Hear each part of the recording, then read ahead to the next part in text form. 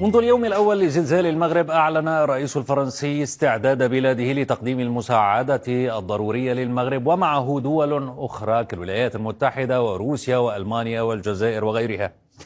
المغرب قبل عروضا من 4 دول فقط، وهي إسبانيا بعثت له 56 جنديا و4 كلاب بوليسية لإنقاذ، وهي من وحدة الطوارئ العسكرية. قطر أرسلت فريق إنقاذ محملا بالمعدات والآليات اللازمة ومساعدات طبية وإنسانية عاجلة. بريطانيا أرسلت 60 فردا من فرق البحث والإنقاذ، والإمارات سيرت جسرا جويا لنقل مساعدات إغاثية عاجلة.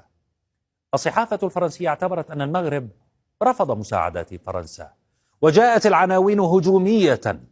مثلا أعطيكم أمثلة: بالنسبة لملك المغرب السياسة تسبق الإنسانية. لماذا يرفض المغرب المساعدات الفرنسية؟ لماذا قبل المغرب المساعدات من إسبانيا ورفضها من فرنسا؟ لا للمساعدات الإنسانية من فرنسا. فرنسا والمغرب وأسباب الخلاف.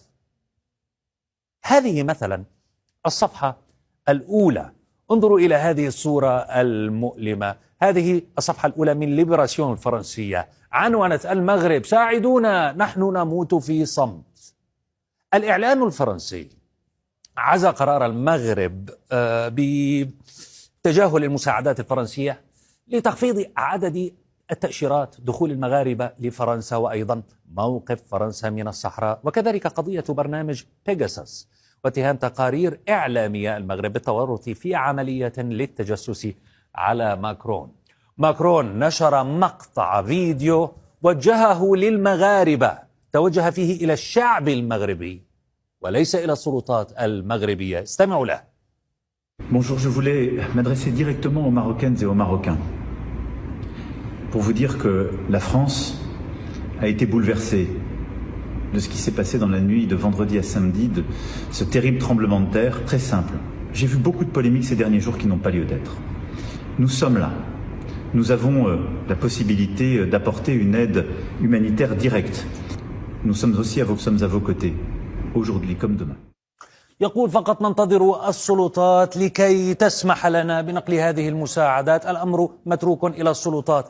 طبعا الداخلية المغربية كانت قد أصدرت بيانا تقول فيه: أجرينا تقييما دقيقا للاحتياجات في الميدان، أخذين بعين الاعتبار أن عدم التنسيق في مثل هذه الحالات سيؤدي إلى نتائج عكسية.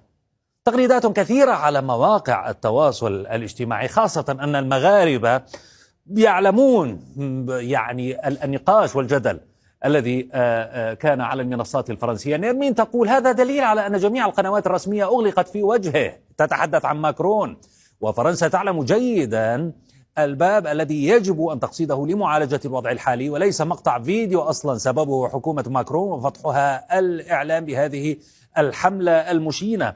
رشيد الكربي يقول لك: المغرب يعيش لحظة حزن ومأساة وطنية مفجعة، يعتصر قلبنا بالألم. ورئيس دولة لديه الوقت للحديث عن قضايا ثانوية ليس هي ما يهمنا الآن. محمد المرابط قال لك: محمد الفرنسيون بإعلامهم وحكومتهم أبانوا عن نظرة استعلائية كبيرة، وكأنهم يقولون للمغاربة: كيف تتجرؤون على رفض المساعدة التي عرضناها؟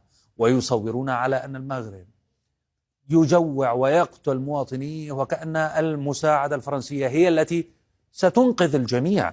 أحمد القاري: متى أصبح مقبولا أن يخاطب رئيس دولة شعب دولة أخرى في شأن يكون الخطاب فيه عادة للمسؤولين مباشرة؟